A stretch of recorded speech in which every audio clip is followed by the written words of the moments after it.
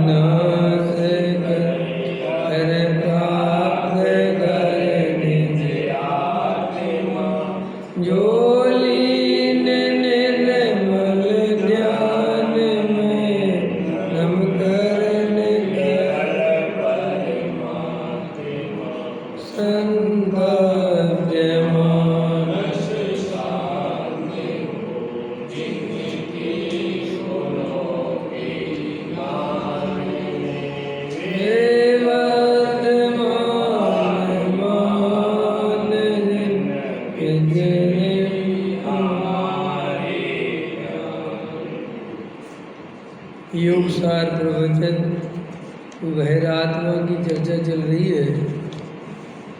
गाथा नंबर अपनी 10 है। जिन वर कहे देहादि पर जो उन्हें ही निज मानता, संसार सागर में भ्रमे वह आत्मा बहिरात्मा। चार गतियों में घूमने का कारण, भ्रमण का कारण, 84 लाख योनियों में जन्म मरण करने का कारण, शरीर आदि पर द्रव्यों को आत्मा मानना, अपना मानना, भिन्न नहीं जानना, वास्तव में यही उसका असली कारण है। प्राप्त पर्याय में तन्मय होने से ये शरीर आदि जितनी ही अपनी प्रतीति करते हैं और अनंत संसार में घूमते रहते हैं। वस्तु का स्वरूप कैसा है? ये देह और आत्मा भिन्न भिन्न हैं, लेकिन अनादि काल से दूध और पानी की तरह मिले हुए दिखाई देते हैं। और यह आत्मा माने अपन अपने स्वरूप को अनादि काल से कभी जाना नहीं, पहचाना नहीं, कभी इस आत्मा का कोई परिचय हुआ नहीं। तो ये शरीर संयोग को ही अपन अपना आत्मा, अपना स्वरूप मानते रहे और हर पर्याय में दुखी दुख भोगते रहे। क्योंकि जो वस्तु अपनी है नहीं, उसे अपना मानोगे तो दुख तो हो गई, क्योंकि वो तो काल समय पाकर अलग हो जाएगी। और ये शरीर आदि जो है ये तो पुद्गल है, इनका तो पूर्ण गल स्वभाव है। ये तो निरंतर गल रहे हैं। ये शरीर निरंतर गल रहा है। अब गल रहा है तो मैं गल रहा हूँ, मैं बूढ़ा हो रहा हूँ, मैं बीमार हो गया। ऐसी प्रतीति होने से अनंत दुख पैदा होता है। ऐसे ही अंदर जो मोह राग देश कसाय के परिणाम हैं, उन्हें अपना मानता है, उनमें ये एकत्व करता है, यही मैं हूँ, यही मैं हूँ, यही मैं हूँ। वे परिणाम तो बदलते रहते, उनका क्या है? कल क्रोध के परिणाम थे, थोड़ी देर बाद क्षमा के परिणाम हो गए, फिर माया के परिणाम हो गए, फिर मान के परिणाम हो गए, फिर लोभ के परिणाम हो गए। उन परिणामों में क्या दम है? लेकिन वो परिणाम में ऐसा एकत्व है कि वो जिस समय होता है उस समय ऐसा अनुभव करता है कि ऐसा ही हो गया, मैं बिल्कुल ऐसा ही हो गया। क्रोध आ गया तो मैं पूरी तरह क्रोधी हो गया। और वो अपने को जब क्रोधी मानता है तो वो क्रोध तो अपने आप में दुखदाई है ही, कसाय तो अपने आप में दुखदाई है, लेकिन उसमें मिथ्यात्व का और पुट मिल जाता है, मिथ्यात्व की और ताकत मिल जाती तो और महादुख पैदा हो जाता है। देखो, कसाय कहते ही दुख को है। जो कसे, जो जीव को अंदर आकुलता पैदा कर दे, उसका नाम कसाय है। चाहे वो किसी भी तरह की हो, वो दुख पैदा करती है। कसाय का काम है जीव को दुखी करना। और जब मिथ्यात्व सहित हो तो मिथ्यात्व उस दुख को कई गुना कर देता है, अनंत गुना कर देता है। कसाय जो है वो अनंत गुना नहीं कर पाती दुख को, मिथ्यात्व दुख को अनंत गुना करता है। इसलिए जिन जीवों के मिथ्यात्व का नाश हो गया, जिन्होंने अपने आत्मस्वरूप को पहचान लिया, उनके कसाय तो होती है भूमिका के अनुसार, लेकिन कसाय का दुख अनंत गुना नहीं होता। उनको थोड़ा बहुत दुख होता है, जिस समय क्रोध आया उस समय कसाय हो गई, आकुलता हो गई, लेकिन अंदर से भेद ज्ञान होने के कारण ये कसाय में नहीं हूँ, ये शरीर आदि में नहीं हूँ, ऐसा निर्णय जिस जीव को है, उसको थोड़ी देर बाद थोड़ा बहुत आकुलता होती है, फिर शांति हो जाती है। लेकिन मिथ्या दृष्टि को शांति में भी शांति नहीं होती और क्रोध में तो शांति होने से रही, क्योंकि जब मिथ्या दृष्टि को क्रोध नहीं हो रहा होता है तब वो कुछ और सपने बुन रहा होता है, दिमाग लगा कल्पना कर रहा होता है। जैसे अपन 24 घंटे क्रोध तो नहीं करते, 24 घंटे मान नहीं करते, मायाचारी नहीं करते, लोभ नहीं करते, क्या करते, एक ना एक कसाय में लगी रहते हैं। जैसे क्रोध नहीं है तो मान कसाय का उपक्रम करेगा, दोनों नहीं है तो मायाचारी से पैसा कैसे मिले, पैसा कैसे कमाऊँ, ये आर्तरोध ध्यान करता रहेगा। लोभ कसाय में रात दिन परद्रव्य ये मिल जाए, वो मिल जाए, ये हट जाए, वो मिल जाए, ऐसे 24 घंटे मिथ्या दृष्टि केवल आर्त रौद्र ध्यान करता है और निरंतर कर्म बंध को प्राप्त होता है। देखो, कुछ पर्याय के स्वभाव होते हैं। आत्मा का स्वभाव तो केवल और केवल ध्रुव तत्व है ना, ध्रुव तत्व। जानना देखना है, जानना देखना भी पर को जानना देखना बाद में, स्वयं को जानना देखना है। मैं तो अपने को ही जानता देखता हूँ, मैं पर को जानता देखता नहीं हूँ। आज सुबह गुरुदेव श्री का प्रवचन है कि मैं पर का करता धरता हूँ, ये तो महा झूठ है, लेकिन मैं पर को जानता हूँ, ये भी झूठ है। समझ में आया?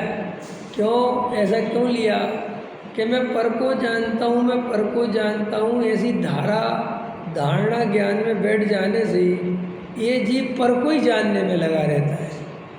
मैं स्वयं को जानता हूँ, स्वयं को ही जानता हूँ, ऐसी धारा नहीं रहती। जैसे बहुत सारे लोग समझो स्वाध्यायी अभ्यासी जीव हैं, उनमें क्या हुआ कि मैं पर का करता धरता नहीं, ये शरीर में नहीं, ये कसाय में नहीं, तो फिर तुम कौन हो? इन सबको जानने वाला मैं हूँ।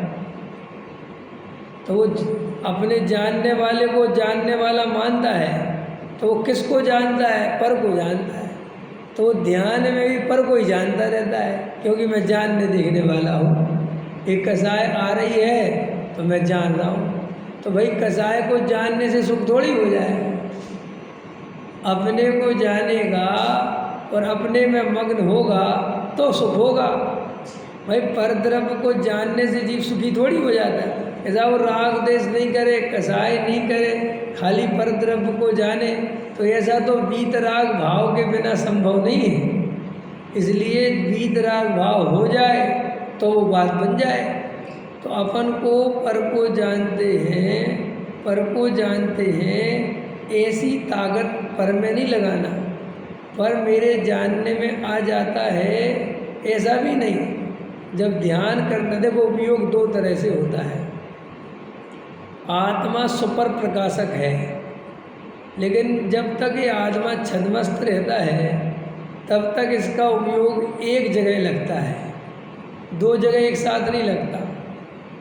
श्रद्धा में अहमपना रहना अलग बात है, लेकिन ज्ञान में ऐसी आदत है कि ज्ञान अगर अभी मेरा प्रवचन करने में लग गया उपयोग, तो मुझे सुनाई नहीं देगा।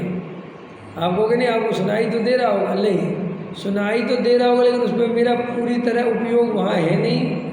मुझे बोलने में ध्यान है, आपका सुनने में ध्यान है। तो उपयोग जो है छद्मस्त का, वो अगर पर को मुख्य करेगा जानने में तो स्वयं गौड़ हो जाएगा, और अगर स्वयं को जानने में मुख्य करेगा तो पर गौड़ हो जाएगा। तो एक साथ स्वयं पर को जानूं ऐसा विकल्प रखेगा तो ये विकल्प बनेगा। मैं तो स्वयं को भी जानता हूँ, पर को भी जानता हूँ, तो विकल्पात्मक स्थिति है। और डूबना है अगर तो बस मैं स्वयं को ही जानता हूँ, मैं पर को जानता ही नहीं। ये जो प्रयोग है नियम सार ग्रंथ में, यह है आत्मा पर को व्यवहार से जानता है, तो ये वहाँ पर के जानने का भी निषेध किया। और ध्यान में भी अपने स्वरूप में निमग्न होने भी पर को जानने का निषेध किया। क्यों किया?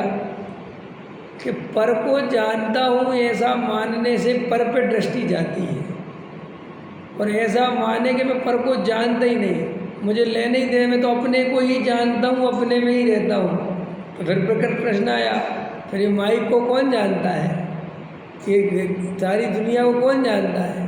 तो फिर बताया कि ये तो मेरे ज्ञान में ऐसे आकार बनते हैं, गेय आकार। तो गेयाकार का मतलब क्या होता है? गेयाकार का मतलब ये होता है गेय के आकार ज्ञान में बनना। ज्ञान में गेय के आकार बने कि गेय ज्ञान में आए। ज्ञान में क्या हुआ? अभी मास्टर जी को मैं जान रहा हूँ, और मास्टर जी मेरे ज्ञान में प्रवेश कर गए कि इनके जैसा आकार मेरे ज्ञान में बना। मैंने किसको जाना? आकार को जाना कि मास्टर जी को जाना? लेकिन वो आकार में सिमिलरिटी क्या है, समानता क्या है कि जैसा बाहर है वैसे ही आकार बनता है। तो अब आकार बना तो कैसा कहने में आया कि मैंने मास्टर जी को जाना।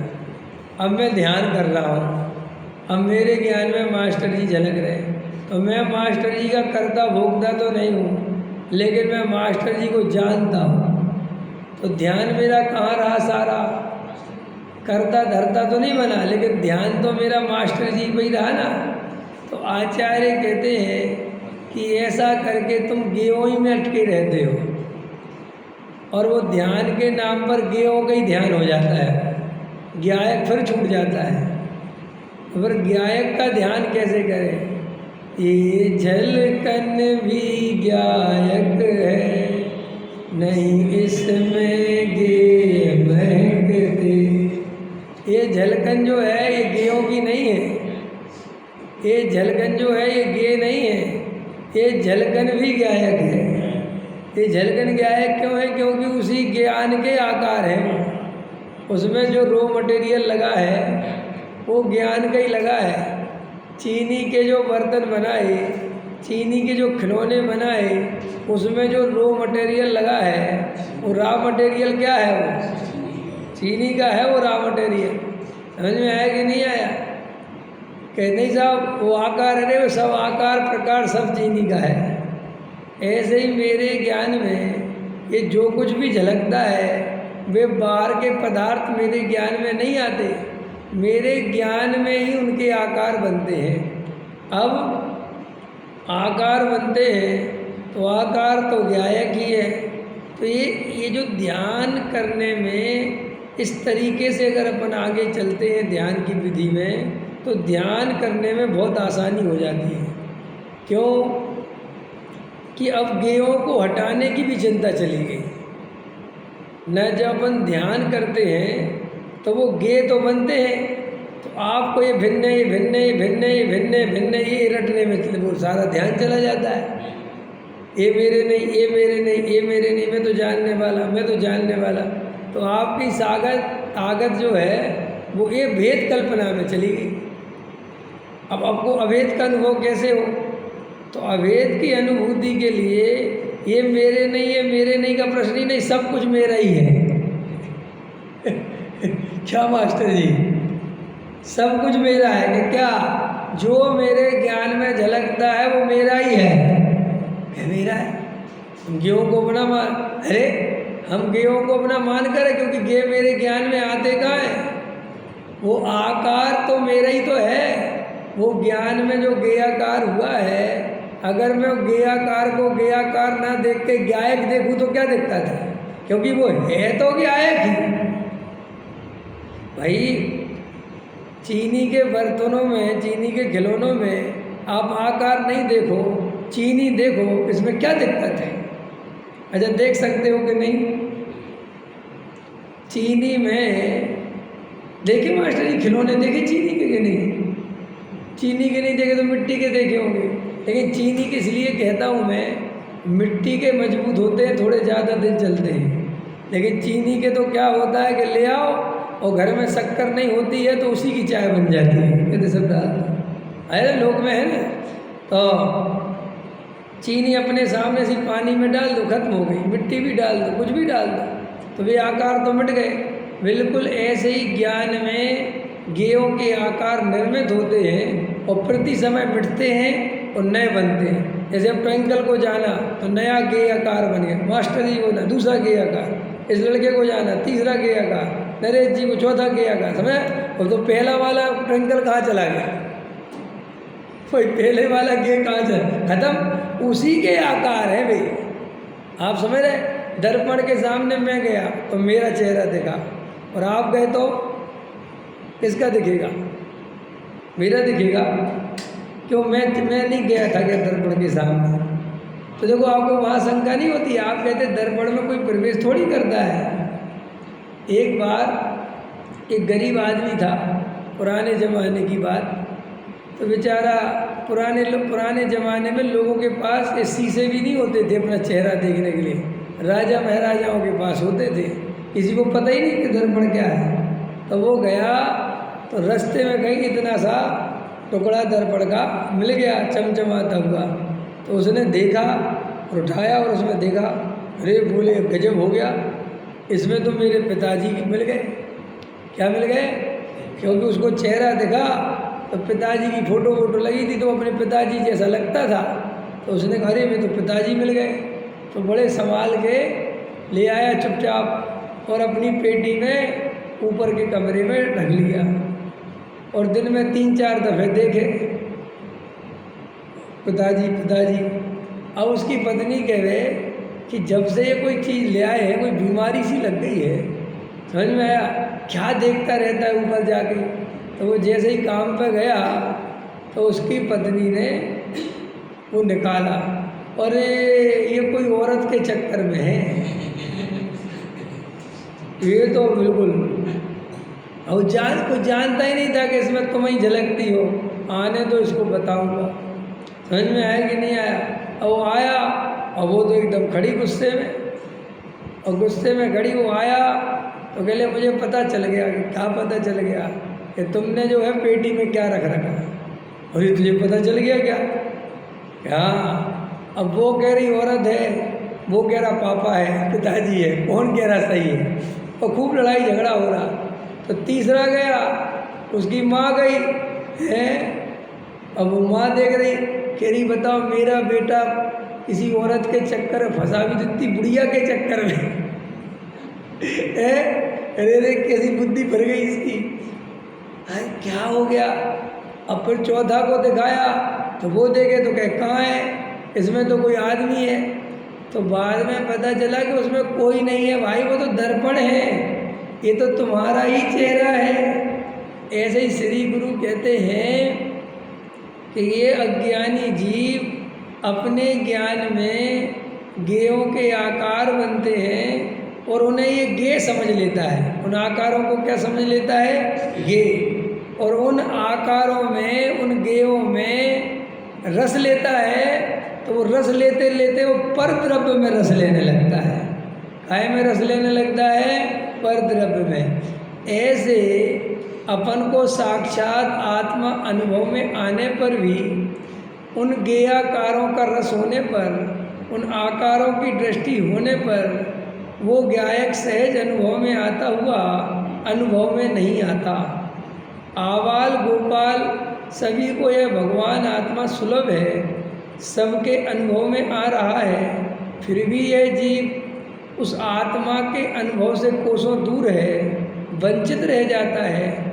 वह आत्मा 24 घंटे स्वयं उपलब्ध है, सदा ज्ञायक भाव से उपलब्ध है, सदा ज्ञायक भाव से मौजूद है, फिर भी उसके अनुभव से चूक जाता है। और ये क्षण क्षण की जो पर्याय हैं, इनके अनुभव में लगा रहता है। जो नित्य है उसकी अनुभूति नहीं हो रही, और जो एक एक क्षण में बदल जाएगा, प्रति समय बदल क्या जाएगा, बदल ही रहा है, उसकी अनुभूति हो रही है। रमेश जी मेरे ज्ञान में झलका, रमेश जी की अनुभूति हो गई, ट्विंकल मेरे ज्ञान में झलका, उसकी अनुभूति हो गई। मास्टर जी मेरे ज्ञान में झलके, उसकी अनुभूति हो गई। जबकि ये तीनों गे चले गए और वो गायक रह गया, लेकिन वो गायक की अनुभूति नहीं हो रही। आचार्य के दे गजब गजब का आश्चर्य हुई, नहीं है आश्चर्य? तो क्यों नहीं हो रही? इसलिए नहीं हो रही कि वो जो गायक है वो कभी गेयों से खाली नहीं होता, ये उसकी विशेषता है। तो मैं कभी भी जो अपना गायक हो बिना आकार के नहीं मिलेगा, उसमें कोई ना कोई गे 100% झलक रहा होगा। समझ में आया कि नहीं आया? कुछ ना कुछ तो झलक ही रहा होगा, क्योंकि वो झलकाए बिना तो रहता नहीं। चाहे शुद्ध पर्याय, चाहे अशुद्ध पर्याय, चाहे शुद्ध उपयोग, चाहे कुछ ना कुछ तो वो ज्ञान का गे बनेगा। अब ज्ञान का गे बनता है। अब आचार्य कहते बस आकारों में रस लेना बंद कर दे और मात्र वहाँ गायक भाव देखे, और फिर वो आकार दिखे भी, फिर राग देश कसाय नहीं होते। और राग देश कसाय नहीं होते तो बस आत्मानंद प्रकट हो जाता है। ये आत्मानुभव की विधि है, लेकिन ये निरंतर अभ्यास करना पड़ेगा।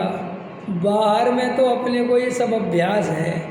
चीनी में आकारों में चीनी देख लेते हैं, मिट्टी के बर्तनों में मिट्टी देख लेते हैं, सोने के गहनों में सोना देख लेते हैं। वहाँ तो ऐसी विशेषता है कि वहाँ वो आकारों को गौण करके केवल उस मूल पदार्थ को देखता है। ऐसे अंदर में भी बिल्कुल वही अभ्यास है।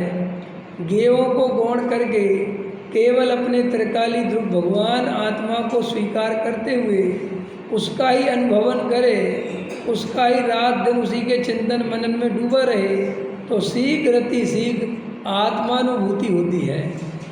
शीघ्र अति शीघ्र आत्मानुभूति की और कोई दूसरी विधि नहीं है।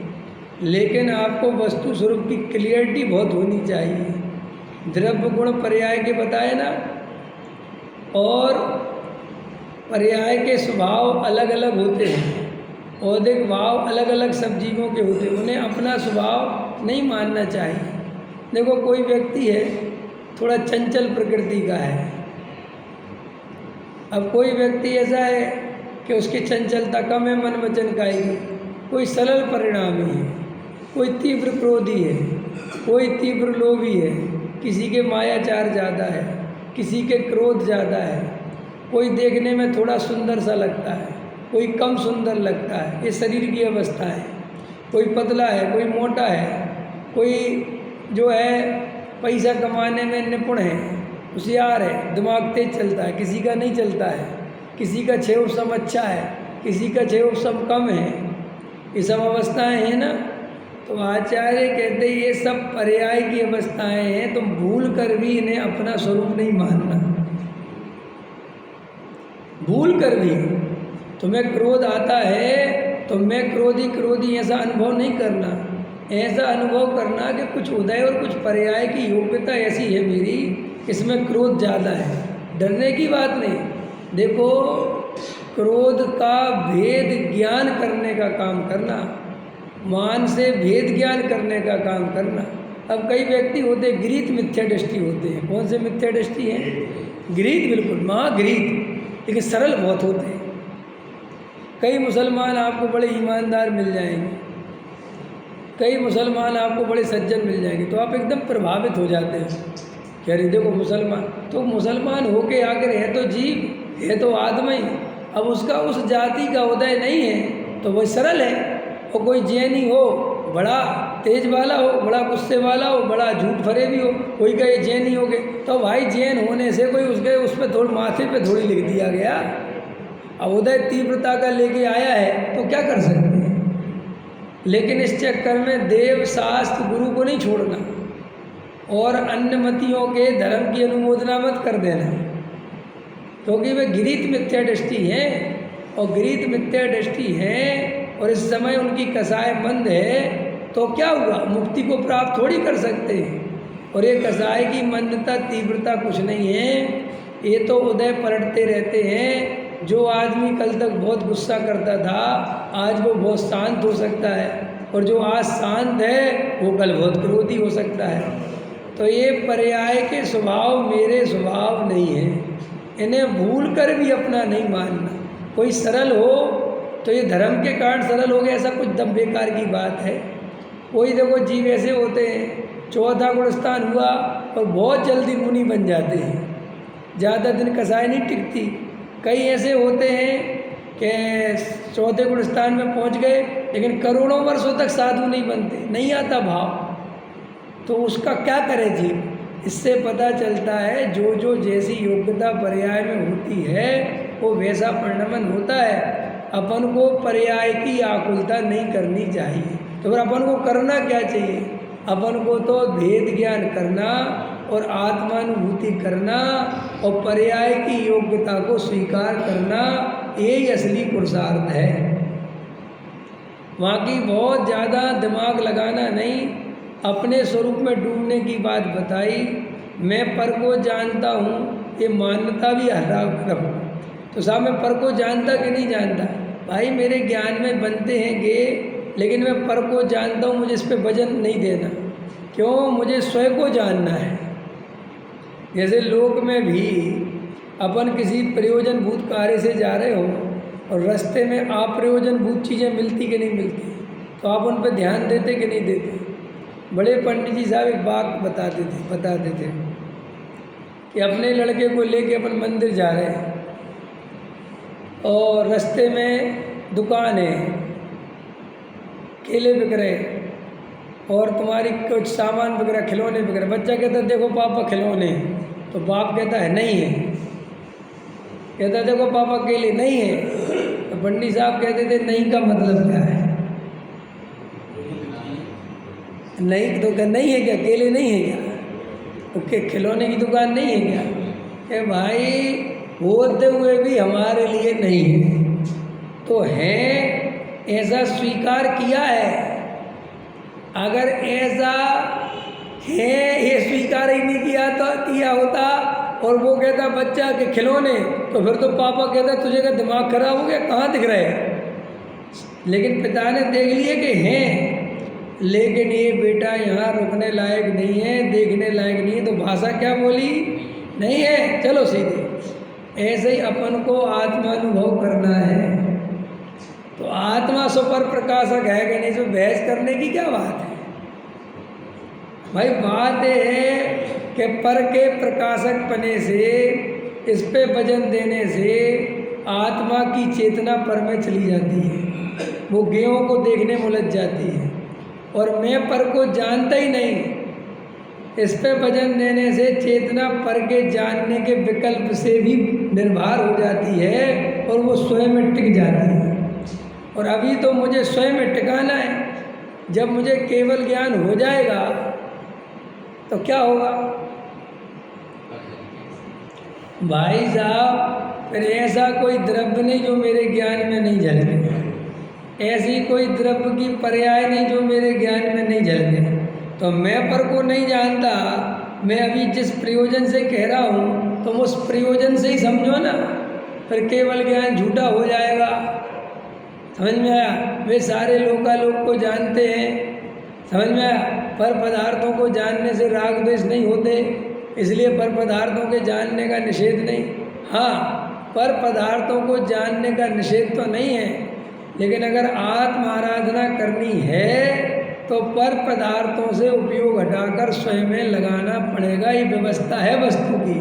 अगर पर को ही जानते रहो, क्योंकि मैं तो पर को जानने वाला हूँ, तो आत्मा का वेदन नहीं होगा, और आत्मा का वेदन नहीं होगा तो सुख नहीं होगा, और सुख नहीं होगा तो केवल ज्ञान कहाँ से आएगा? वीतरागता कहाँ से आएगी? पकड़ में आएगी नहीं आई? तो कोई ऐसा कहे, जैसे अपन ही कहते वो सूरदास थे ना, तो सूरदास ने आंखें फोड़ ली, ऐसा कहते। तो जैन धर्म इस बात को गलत कहते हैं कि भाई आंखें क्या फोड़ने की जरूरत थी, वहाँ से दृष्टि हटानी थी। और क्या हम ऐसा नहीं, जैन दर्शन कहता है कि स्त्री तुम्हारे ज्ञान में जल रही तो तुम स्त्री को देखते रहो। ये नहीं है, ऐसा नहीं है। छदमस्त को स्त्री को ज्ञान में झलकी तो कहते वहाँ से दृष्टि हटा लो और अपने में आ जाओ। आंखें फोड़ के थोड़ी भागना है और दृष्टि हटाना है, क्योंकि देखने वाली आंखें थोड़ी हैं, देखने वाली तो वो दृष्टि है। और वह दृष्टि भी क्या है? अगर वो अपनी बहन हो तो अपनी माँ हो तो, अपनी कोई चाची हो तो, ताऊ को हो तो क्या फर्क, कोई दिक्कत नहीं। तो इसका मतलब प्रॉब्लम ना गे में है ना गायक में है, तेरे अंदर कसाय है तो उसको देख, उसको समझ। पर पदार्थों से क्या। टोडरमल जी साहब ने लिखा है, बहुत अच्छा लिखा टोडरमल जी ने, उसको ध्यान से पढ़ना आप, 7वें अधिकार में है ये सब। ज्ञानी अपने उपयोग को ज़्यादा नहीं भरमाते। क्या? अच्छा, ज्ञानी तो अपने उपयोग को नहीं भरमाते, तुम्हें तो भरमाना चाहिए ना, क्योंकि तुम तो ज्ञानी हो नहीं। उसमें तो टोडरमल जी ने ज्ञानी का लिखा है। बोलो अमित, क्या नाम आपका? रोमित, गोमित, गोमित, बोलो गोमित। भरमाना चाहिए कि नहीं? अपन थोड़ी ज्ञानी हुए, जब ज्ञानी हो जाएंगे, याद रखो, ज्ञानी की जो जो शर्तें बताई ना, वे अज्ञानी को फॉलो करेगा तो ज्ञानी होगा। आया समझ में कि नहीं? ज्ञानी की जो जो शर्तें बताई ना, ज्ञानी निशंक होना चाहिए, निकांचित होना चाहिए, निर्विचिकित्सा होना चाहिए, उपवन हो, ये तुम्हारे अंदर पहले होना चाहिए, तब ज्ञानी होगा। तो नहीं साहब, तो सम्यक दृष्टि, तो मिथ्या दृष्टियों को इसलिए नहीं लिखते कि वे पहले सच्चे तो हो जाए तब तो लिखे। भाई MBBS जो कर रहा है, ठीक है, तो वही इंजेक्शन लगाना सिखाते हैं कि डिग्री देने के बाद सिखाते हैं? पहले बताओ मास्टर जी। आपकी पोती पढ़ रही ना MBBS, उससे पूछना फोन करके कि भैया ये बता, तेरे को पहले सिखा रहे इंजेक्शन लगाना कि पहले डिग्री बना के दे दे के घर के जाओ अब लगाइए इंजेक्शन? कोई ऐसा है दुनिया? भाई कोई भी तुम्हारी शिक्षा हो, कोई उसको पहले ही सिखाते हैं ना कि भाई ये तो साहब इंजेक्शन लगाना 3 साल में ही सीख गई, तो अब घर में आके लगा दे कि रुक जा बहन जी, अभी रुक जा, 5 साल पूरा हो जाए तो 6 साल, फिर एकदम तुम्हारा परफेक्शन आ जाएगा। तो परफेक्शन लाने के लिए पहले दिन में परफेक्शन नहीं आता, वो रोज़ अभ्यास करने से परफेक्शन आता है। ऐसे आप सोच रहे हैं कि हम जब सम्यक दृष्टि होंगे तब अष्टगुण आएंगे। अरे भाई साहब, वो पहले लेके आने आपने अभ्यास रूप में, फिर वो परमानेंट धीरे धीरे वो दृढ़ श्रद्धान में पहुंच जाएंगे, मजबूत हो जाएंगे, तो फिर वो सम्यक दृष्टि के कहलाने लगेंगे। तो मिथ्या दृष्टि के आना तो वहीं से उसी रास्ते से है। तो ज्ञानी उपयोग को नहीं भरमाते। तो कोई ऐसा कहे कि साहब वो तो ज्ञानी, अरे भाई साहब तुम्हें ज्ञानी होना हो तो तुम उपयोग मत भरमाओ। देखो, आपको ये जगत हमेशा आकर्षित करेगा, ये संसार इतनी आसानी से नहीं छूटता। वो शहद की बूंद एक जो गिर रही है ना, अगर वो नहीं गिरती तो फिर वो कुएं का चित्र बनाने का फ़ायदा क्या था? बताओ मास्टर, समझ गए? वो संसार बिंदु का चित्र देखा है? अपने आप मेरे लगा था, अब पता नहीं कहाँ ऊपर पहुँचा दिया, पहले तो यही लगा था। तो वो एक वो जो बूंद गिरती है कि साहब ये बूंद नहीं गिरती तो बहुत बढ़िया रहता। लोग क्या दिमाग लगाते कि अगर जो एक बूंद नहीं गिरती तो ये बेचारा विमान में बैठ के चला जाता है। यही तो उसकी सबसे बड़ी खासियत है कि वो एक बूंद तो गिरेगी बेटा, अब वो बूंद का रस तुम्हें ही छोड़ना पड़ेगा।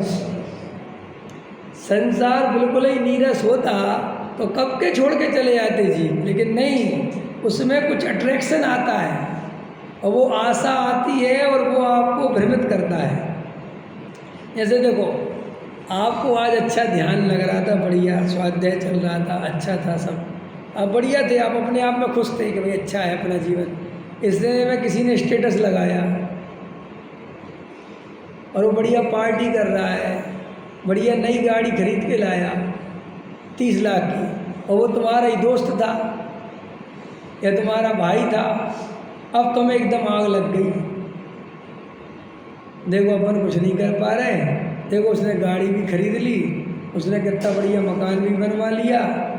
अब समझो, अब जो आकर्षण पैदा हुआ शरीर को संसार का, आप प्रभावित हुए, तो इस संसार में आपको पल पल पे ऐसी परीक्षा होगी जब आपको ऐसा लगेगा कि कहाँ ये धर्म के चक्कर में फंस गया। देखो वो कितना पैसा कमा रहा रात दिन, समझ में, और कितने मज़े कर रहा।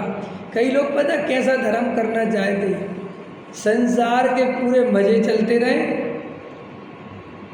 आजकल तो सब ऐसे ही पंडित बनना चाहते हैं। क्यों पंडित जी? गोविंद जाके तुम्हारे सीनियरों फीनियरों से पूछना कैसे पंडित बनना चाहते हो, तो पूरे संसार के मजे भी चलते रहे और गद्दी पर प्रवचन भी करते रहे, स्टैंडर्ड में भी कमी नहीं हो, समझ में आया, और मोक्ष मार्ग की बात भी चलती रहे। और आजकल ऐसे ही ट्रेड आ गया, और वो आजकल की लड़कियां भी ऐसे ही पंडित को पसंद करेंगी। अच्छा कोई बहुत आत्मार्थी हो तो कोई लड़के वाले कहेंगे हमें नहीं करना इससे शादी, नहीं समझ में आया। पैसा भी कमाने वाला चाहिए, प्रवचन करने वाला भी चाहिए, सब मैंने कुल मिलाकर उस पंडित की जो चटनी बना दो। ये चटनी कैसे बना दो कि तू कमाने में भी लग और यहाँ समाज को भी हैंडल कर और प्रवचन भी कर, और सुन बीच बीच में प्रवचन करने भी जा, सब कुछ कर, लेकिन अपना आत्मा का ध्यान मत कर कि वो तुम जानो तुम्हारा काम जाने। इस संसारी जीवों को तुम्हारे आत्म ध्यान से कोई लेना देना नहीं है। आज तक जैसे कोई पंडित जी तुम्हारे यहाँ प्रवचन करने आए तो तुम्हें इससे मतलब नहीं होता कि पंडित जी खुद आराधना कर पा रहे कि नहीं कर पा रहे, तुम्हें तो इससे मतलब होता है 2 टाइम प्रवचन कर रहे कि नहीं कर रहे। यार वो पंडित जी जो है एक ही टाइम करते, एक टाइम तो वो कहते आत्मा आराधना करेंगे, तो कहते उनको मत बुलाओ। और कोई पंडित जी कहते कि वो विधान नहीं कराते तो तुम रहने ही दो तुम, क्योंकि हमें उनकी आराधना से कोई लेना देना, हमें तो अपना काम हो जाए इससे लेना देना है। तो ये सारे जगत में वज्रसेन जी तुम सोचो कि तुम्हें ये बुला रहे लाओ आओ बसेन जी आओ आओ आओ, भैया पैसे के लिए बुलाते हैं, तुम पैसा नहीं दोगे कोई नहीं बुलाएगा। नहीं अभी अभी अभी किसी से खबर कर दो, वह जो विशेष पंडित हो ना जिन्हें तुम कहते कि भाई चलती है, उनको फ़ोन करो, कहना मैं बीमार हो गया यार संबोधन करने आ जाओ, कहेंगे अभी तो बिजी अभी नहीं है, और कहो कि 51,000 रुपये ले जाओ हार है। तो सारा जगत तो इस स्वार्थ की टोली है।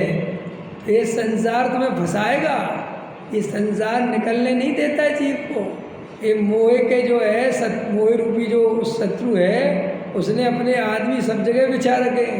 संसार भैया ये तीर्थंकर आदि जीव देखो, मुझे तो कभी कभी पहले कहता था आपको ध्यान हो कि जब मास्टर जी सुनो ध्यान से एक इम्पोर्टेंट बात बताओ, ये जो तीर्थंकरों को चक्रवर्तियों को इतना पुण्य का उदय आता है ना, और जब उसी भाव से मोक्ष जाने वाले होते हैं है ना, और उसी भाव से मोक्ष जाने वाले होते हैं, उसी भाव में इनका पुण्य का उदय भयंकर आता है, ढेर पुण्य आता है ढेर।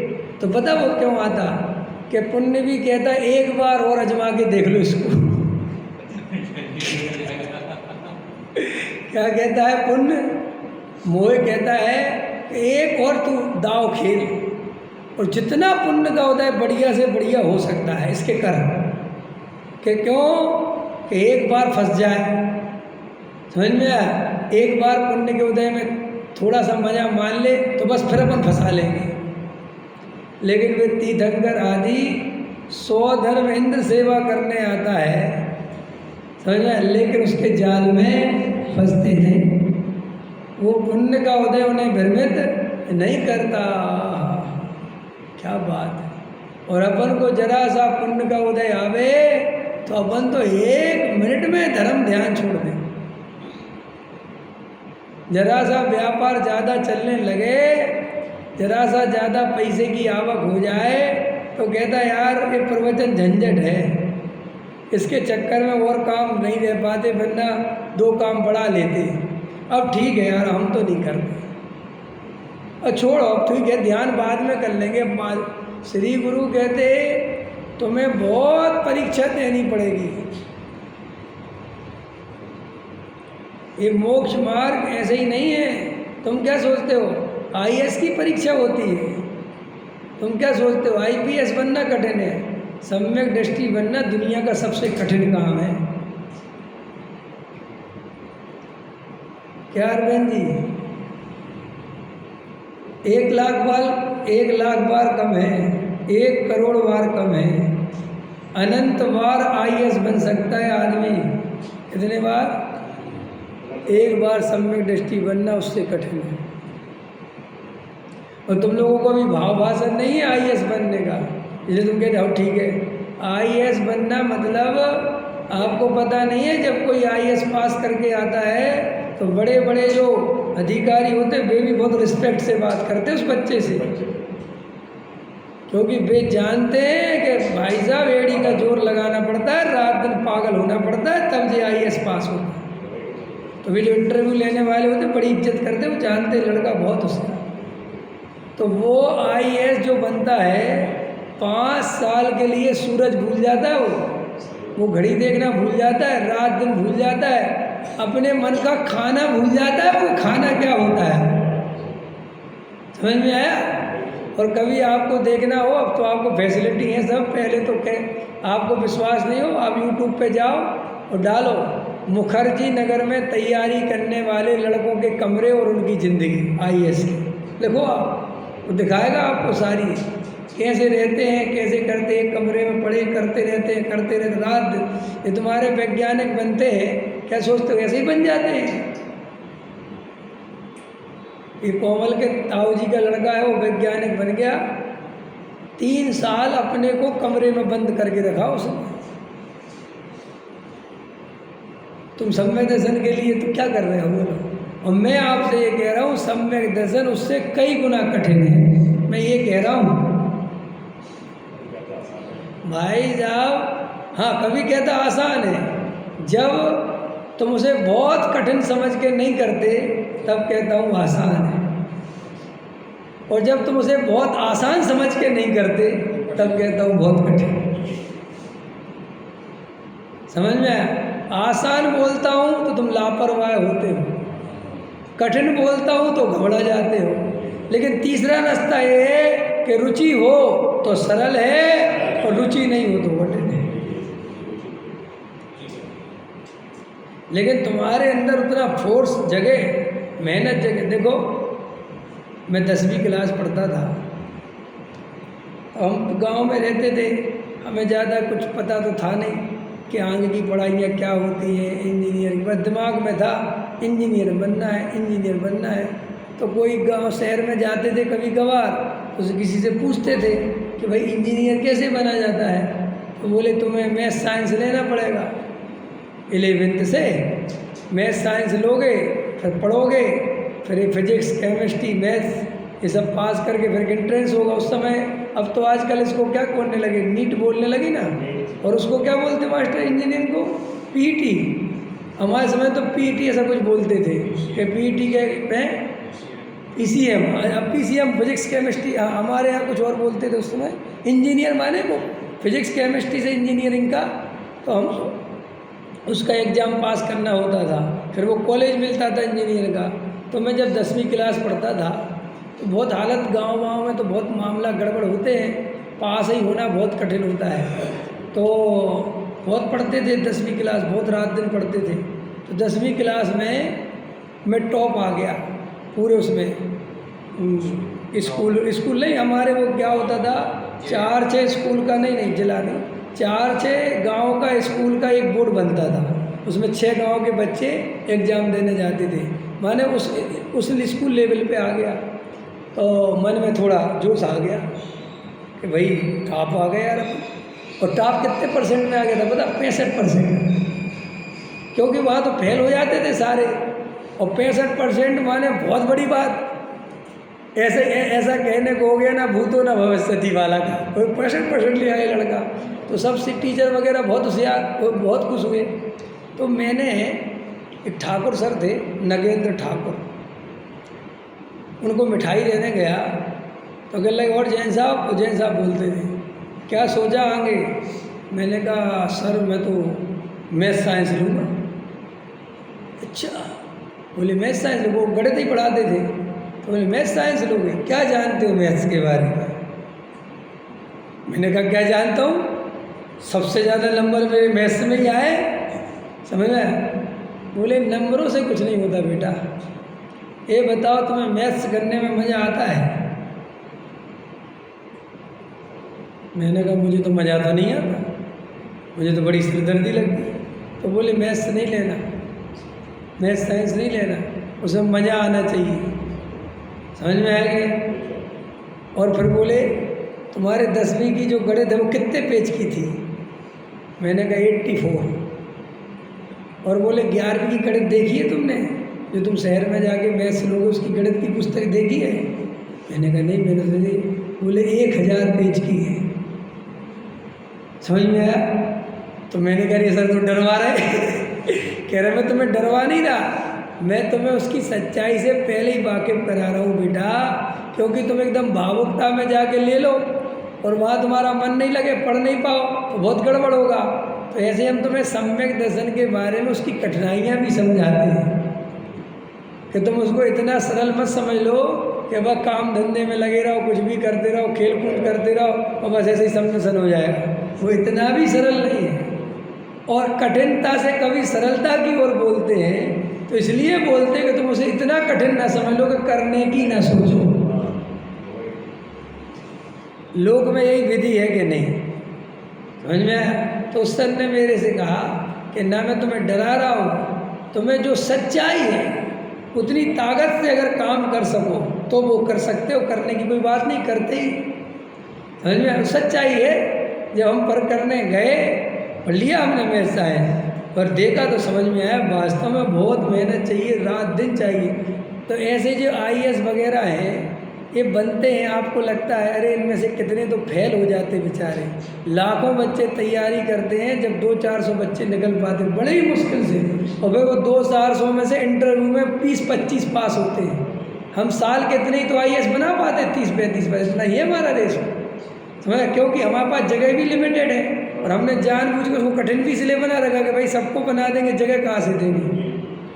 तो सम्यक दर्शन तो और कठिन है, वो तो लाखों में से छटनी होनी। यहाँ की छटनी कितनों में से है? 8 अरब में से नहीं है भाई साहब। इन चक्कर बक्कर में मत रहना कि 8 अरब, अनंत जीवों में से छटनी है। अनंत जीव राशि है, उसमें से 608 जीव सम्यक दर्शन प्राप्त करते हैं 6 महीने। अब बोलो, अब आप विचार करो गहराई से कि कितना दुर्लभ है। और संसार तो आपको आकर्षित करेगा ही बीच बीच में।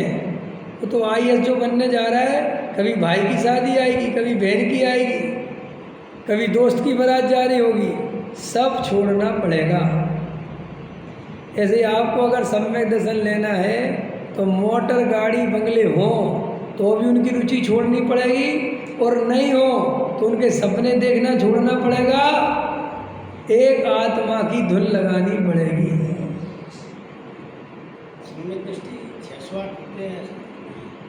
अरे 6 महीने 8 समय में 608 जीव मोक्ष जाते हैं ना, मोक्ष जाते हैं। हाँ हमें बराबर।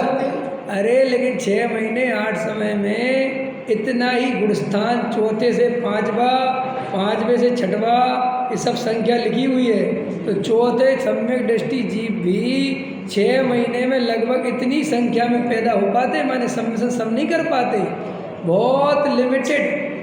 आप उस बात को ऐसे समझो कि जितने मोक्ष जाते ना उतने ही जीव निगोष से निकलते। 6 महीने 8 समय में 608 जीव मोक्ष गए तो निकलते कितने हैं? पढ़े?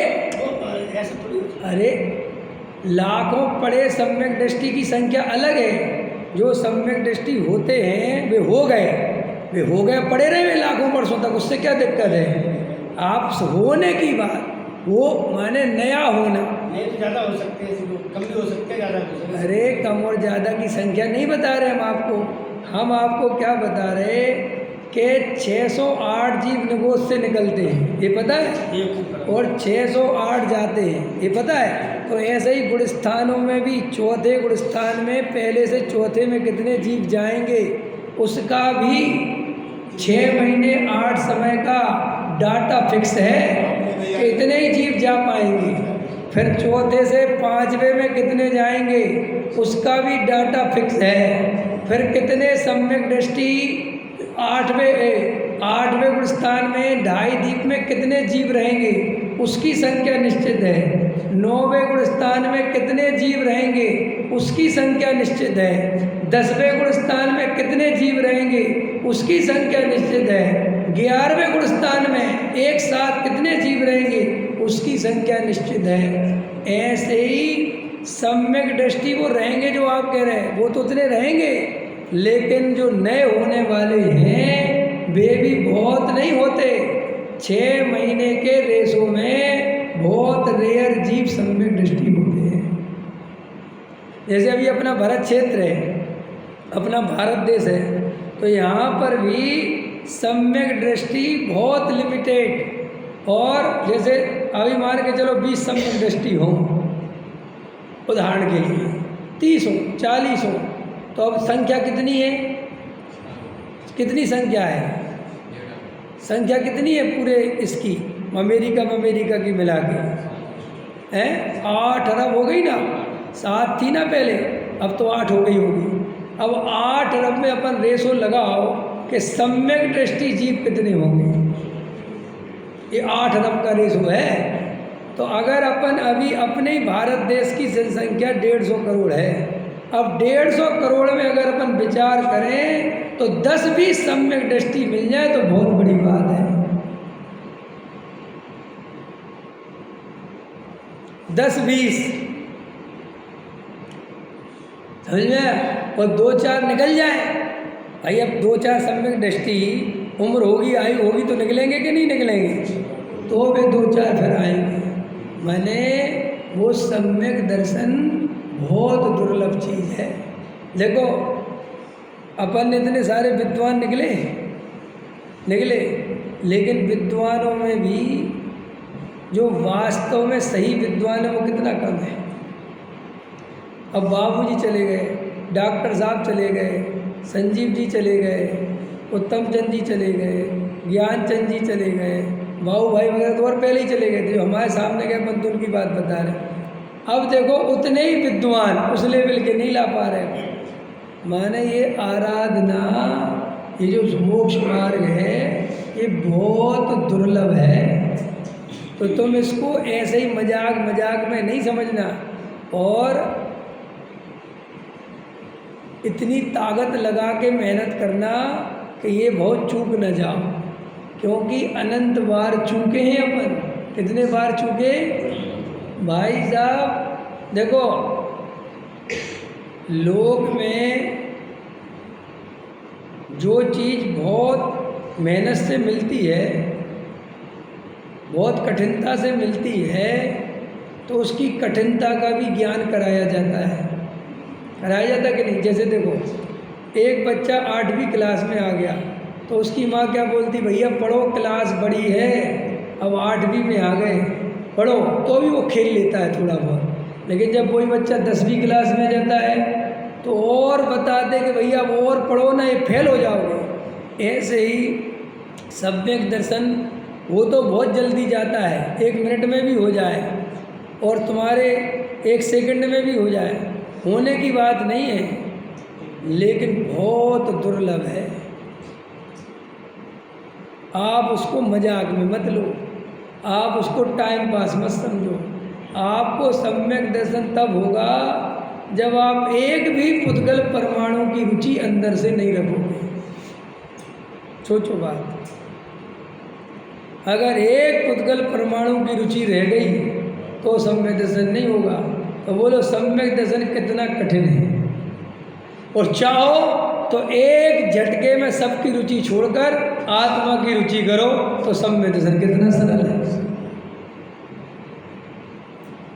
लेकिन अगर अपन ने उसकी महिमा कीमत नहीं जानी और कहते रहे कि ठीक है वो तो बहुत सरल है, कभी भी कर लेंगे, ठीक है, नहीं, ये संसार आपको आकर्षित करेगा, बार बार आपको भ्रमित करेगा, आपको शरीर में रोग आएगा, आपको संयोग का वियोग होगा, आपके पाप का उदय आएगा, आपका पुण्य का उदय आएगा, और ये सारे उदय पर्याय में आएंगे और नाना प्रकार की अवस्थाएं बनेंगी। तो तो अभी आपको ध्रुव की दृष्टि नहीं छोड़ना है, ज्ञायक की दृष्टि नहीं छोड़ना है। ये है सम्यक दर्शन का पुरुषार्थ।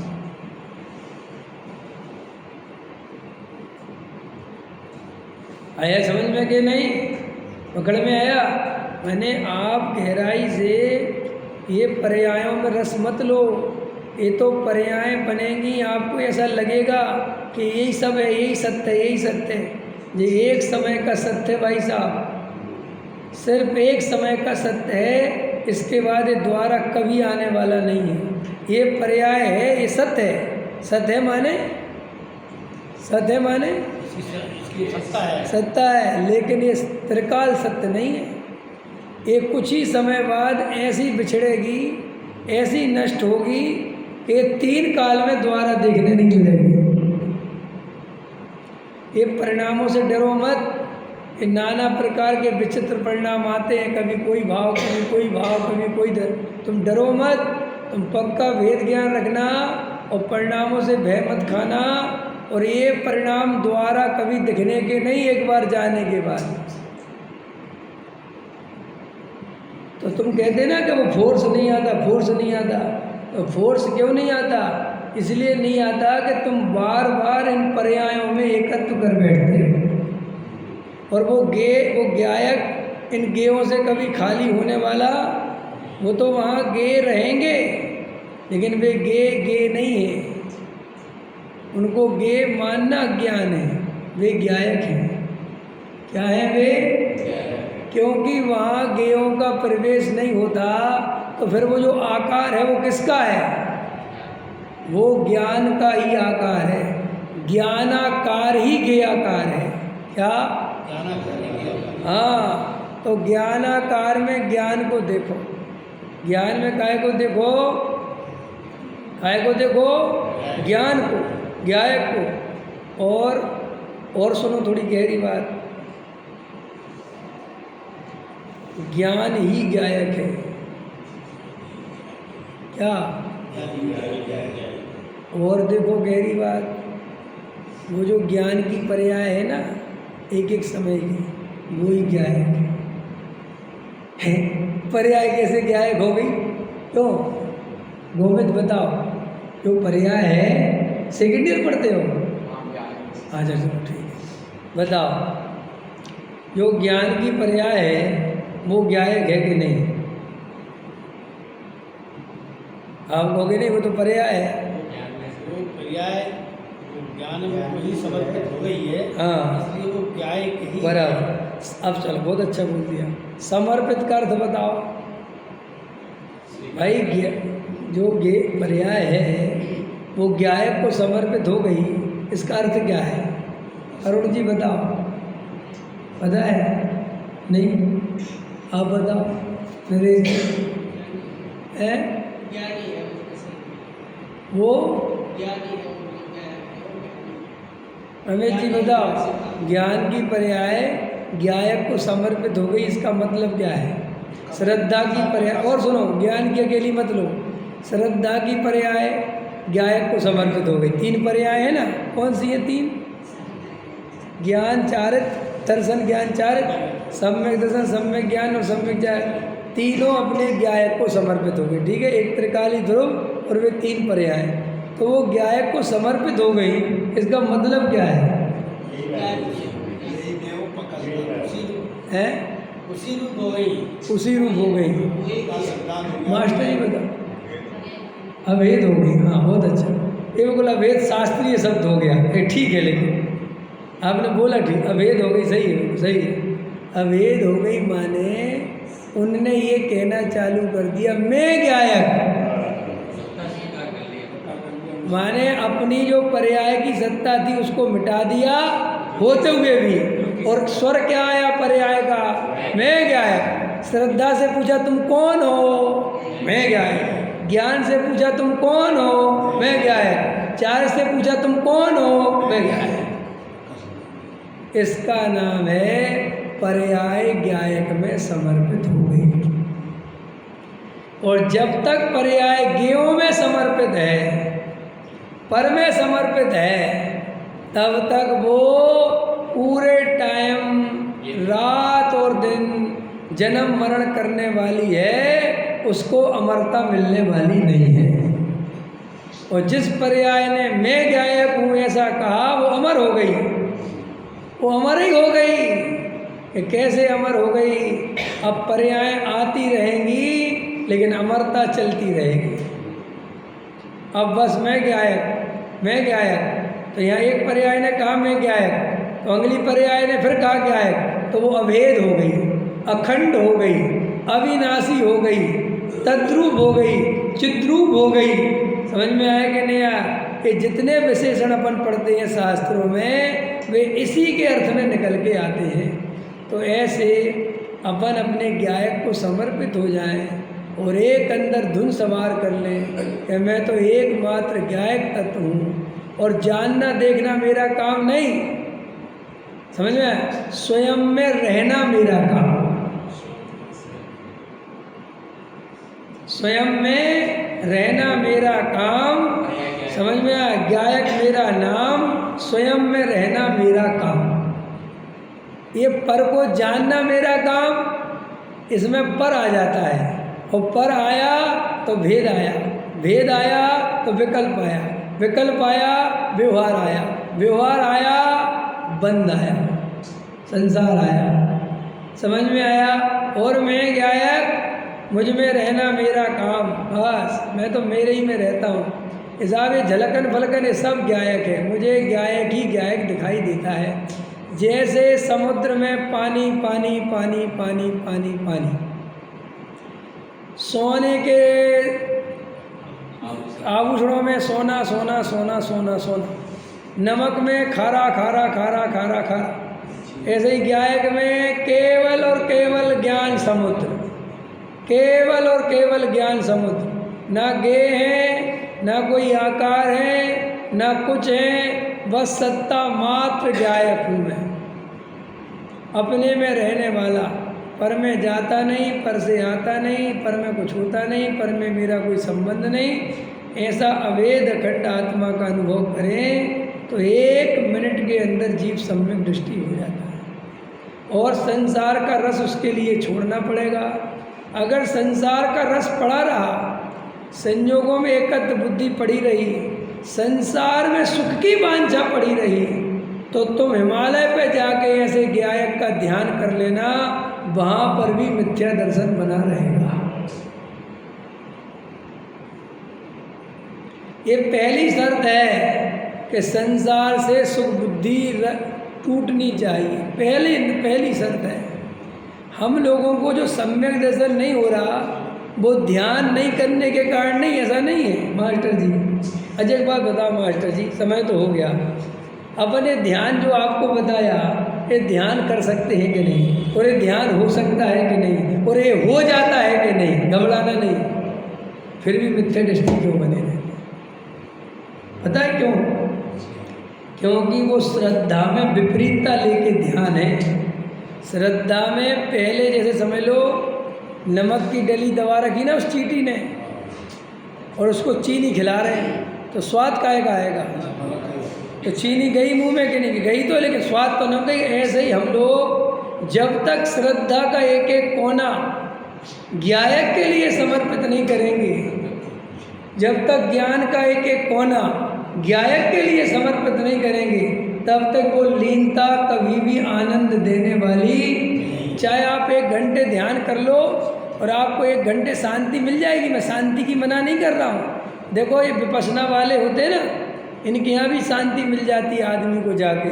ये बड़े बड़े ध्यान केंद्र खुले हैं, लोग वहाँ 6-6 दिन रहते, 8-8 दिन रहते, हजारों फीस चुकाते हैं और बड़ी शांति का अनुभव करते हैं। लेकिन वो शांति क्षणिक है, कल्पनाशील है और मिथ्या दर्शन सहित है। क्या बोला मैंने? क्षणिक है, कल्पनाशील है और मिथ्या दर्शन। तो फिर साहब असली शांति क्या है? कि ध्यान से बाहर आने पर भी ध्यान ना जाए, उसका नाम ध्यान।